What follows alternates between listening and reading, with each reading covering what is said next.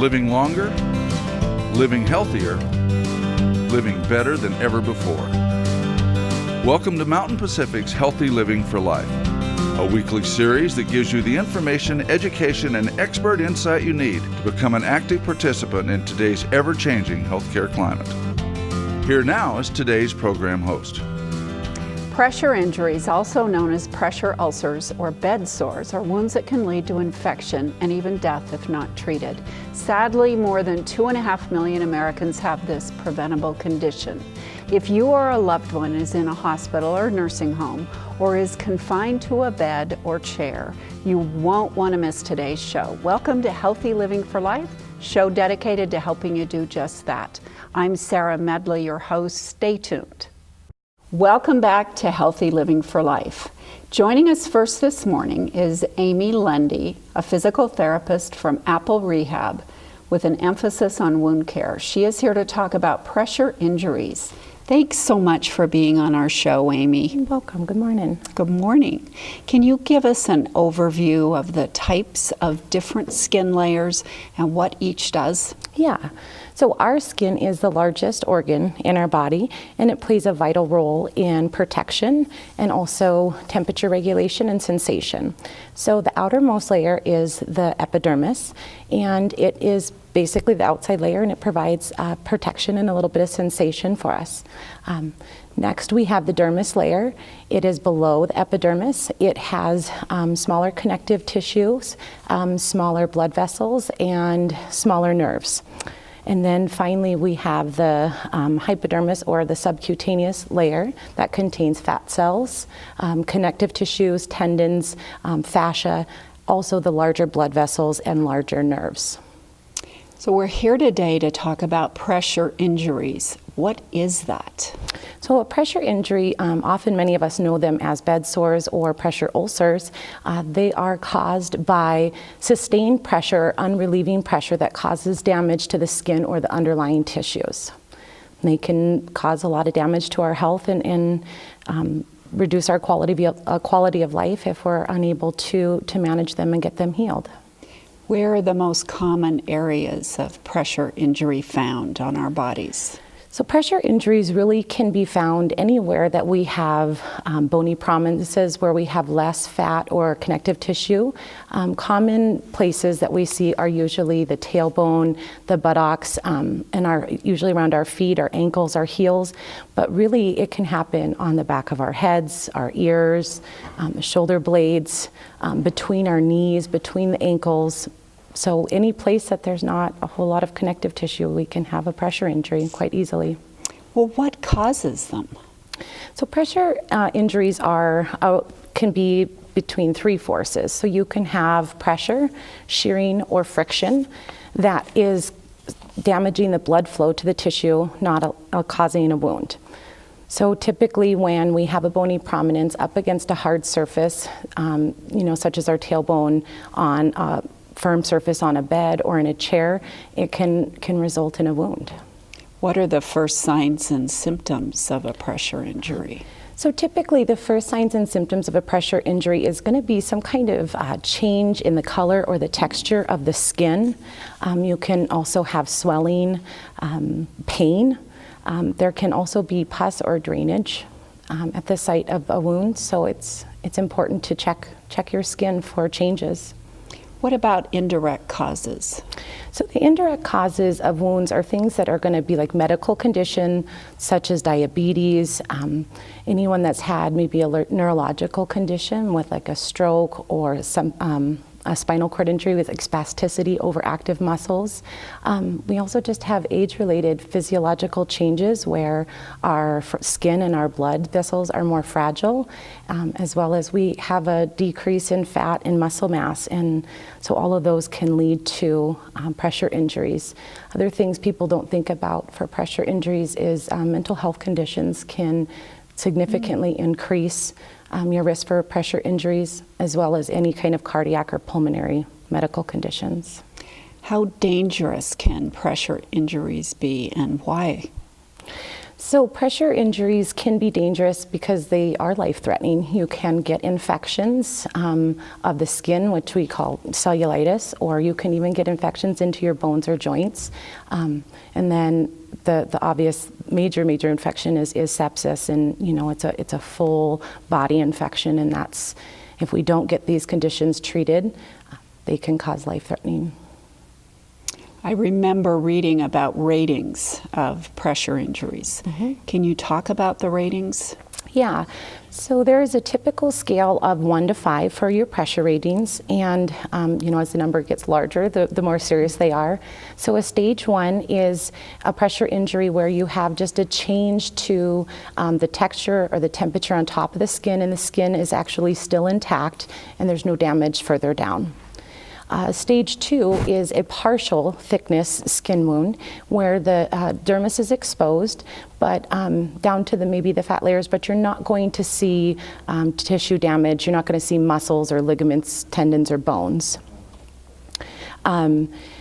Stage 3 is more of a full thickness down into exposing some of the deeper tissues of the bones, or not the bones, excuse me, the skin. So you will see fat cells again, but not again down to the muscles or bones. Stage 4 pressure wound is where we have a full thickness loss and you are exposing those tissues, the bone, muscles, ligaments, tendons, and that stage there, really high risk for infections, so it's important to monitor for that. Stage 5 is what we consider unstageable, and it's typically because the wound is covered by a blood-filled blister or a hard layer of skin that we call slough, and it can be black or brown or tan, and basically we can't see the tissues underneath that are being damaged, and that's why it's unstageable. How about the most common stage? What would that be? Yeah, I think the most common stage is a stage 2. It makes up about 50% of the pressure injuries, and then that's kind of followed by stage 1. Stage 3 and 4 are a little less common. Well, in the few seconds we have left, pressure ulcers are common in nursing homes. Is that correct? So pressure injuries can be common in nursing homes or hospital settings because people are there because they've had some level of immobility or medical conditions that tend to keep them from getting up and healing, moving. Absolutely. So, yeah. Okay. All right. Thanks for that great information, Amy. Up next, we're going to be talking about how to prevent pressure injuries. We'll pause for a short break and be right back to continue this conversation after these messages.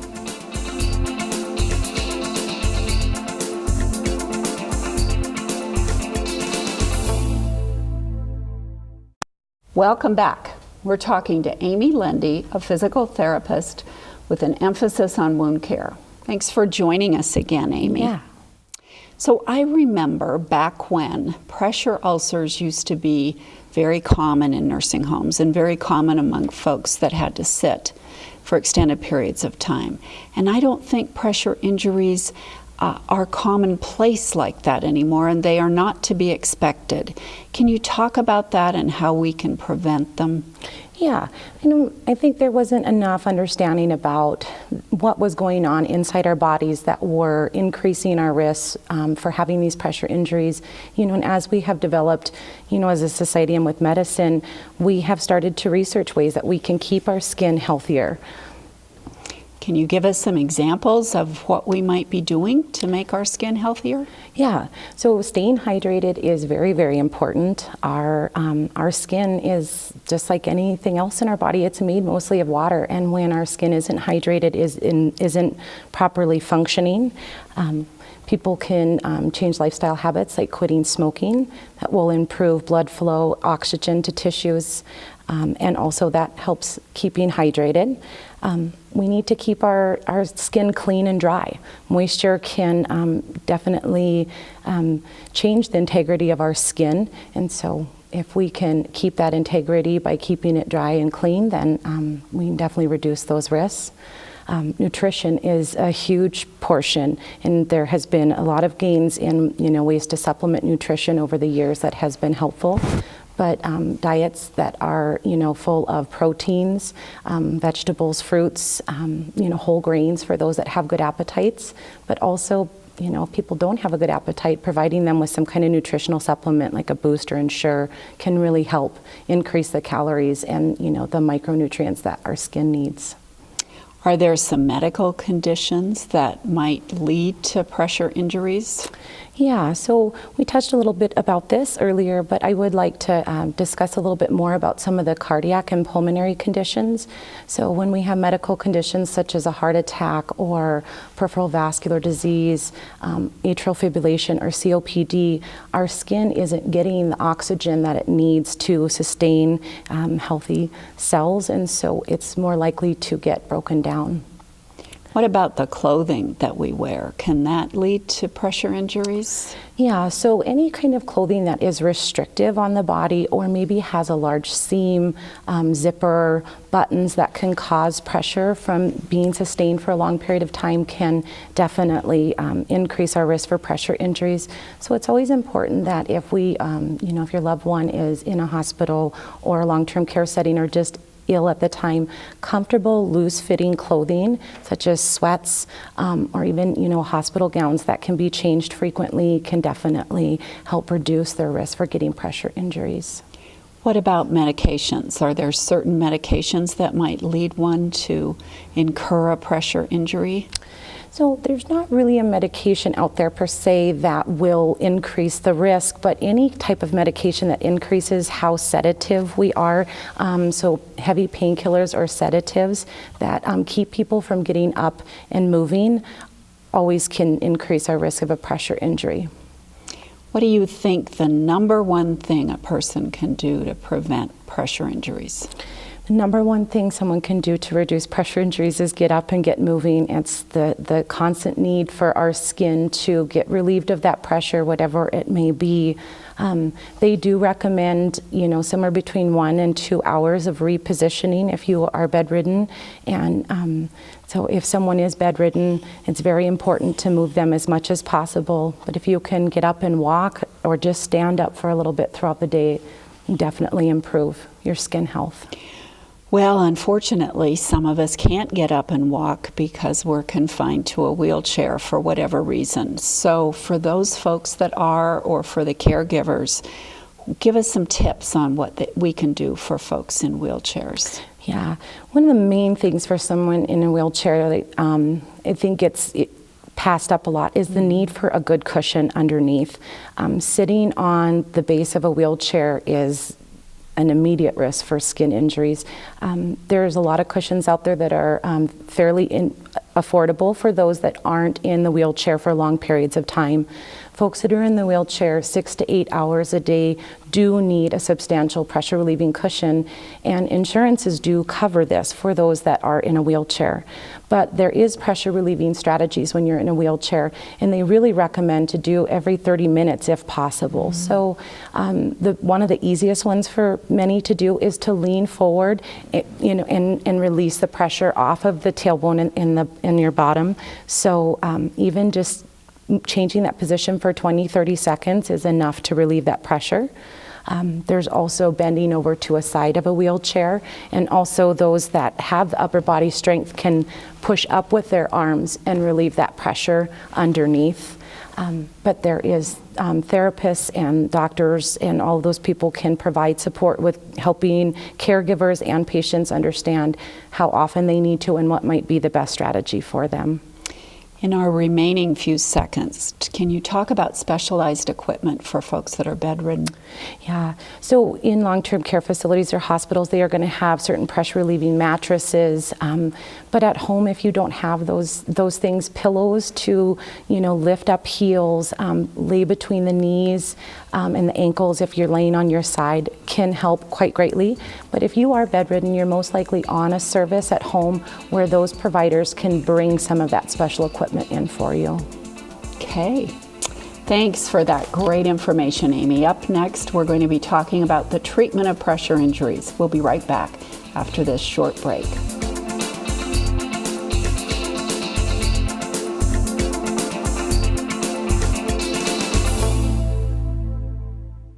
Welcome back.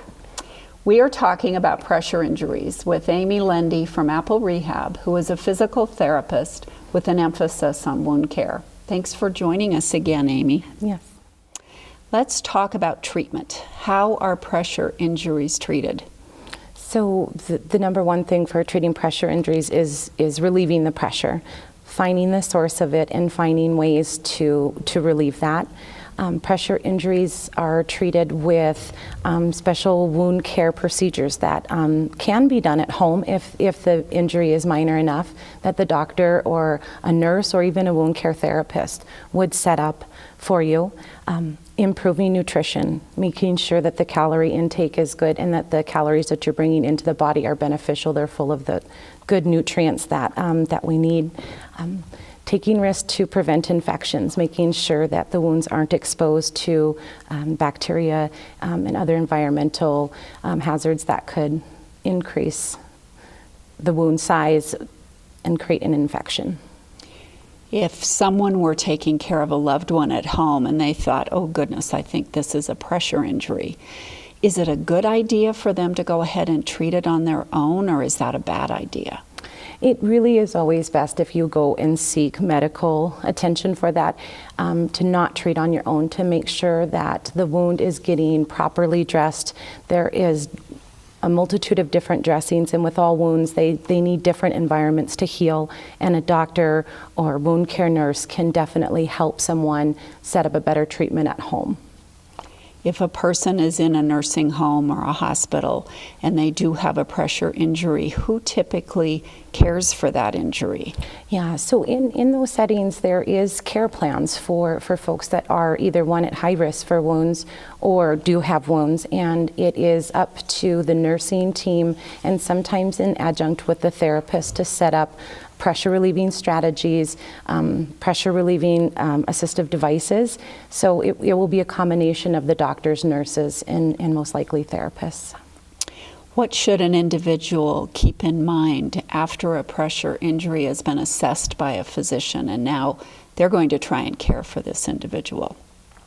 So they really should be thinking about following what the doctor has prescribed for them, making sure that they are changing the bandages and cleaning the wound properly on time, and not substituting anything that the doctor did not prescribe, but also just helping this person relieve the pressure as much as possible. Look for other places in life that the wound might sustain some pressure and assist them with relieving that. On average, how long does it take for a minor pressure injury to heal? So a stage 1 pressure injury takes about 3 to 5 days to really, as long as the pressure has been removed. A stage 2 pressure injury can take anywhere from 3 days to up to 3 weeks.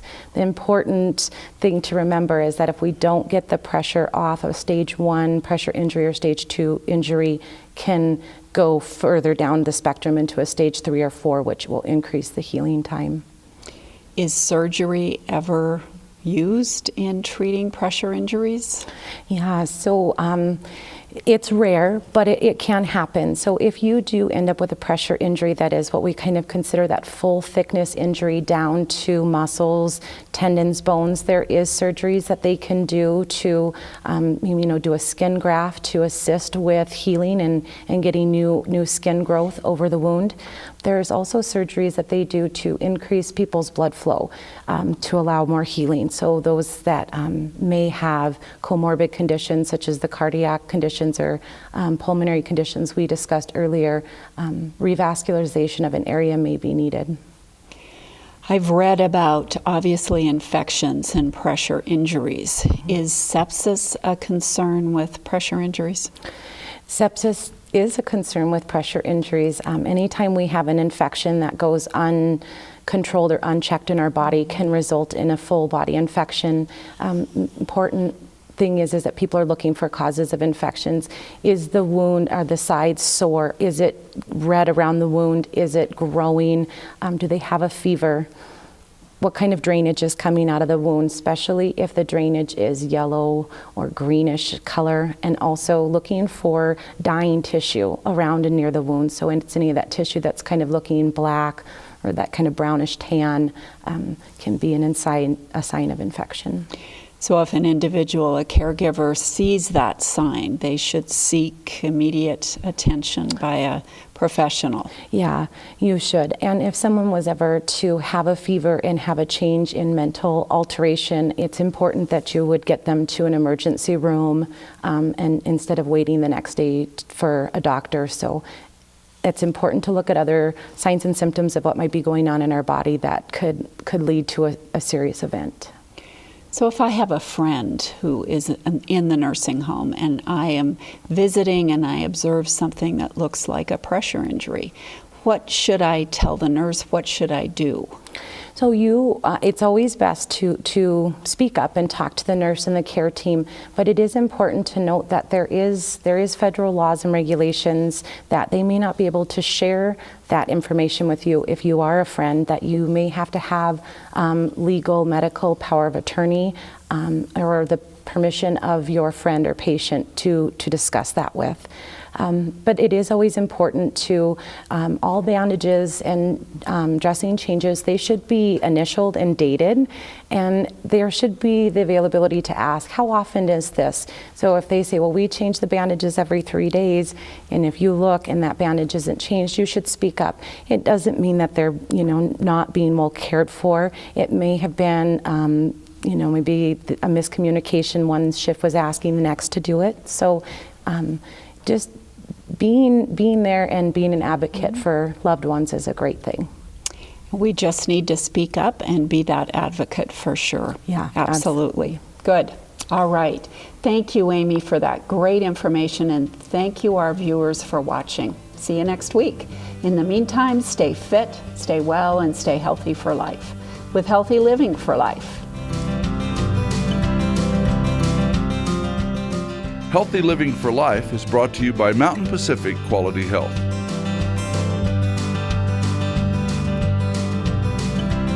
We'd love to hear from you. If you have suggestions for future programs, visit our website at mpqhf.org or call us at 406-443-4020. You can also catch us on YouTube by visiting our website and clicking on the YouTube icon. Special thanks to Fire Tower Coffee House and Roasters. Production facilities provided by Video Express Productions.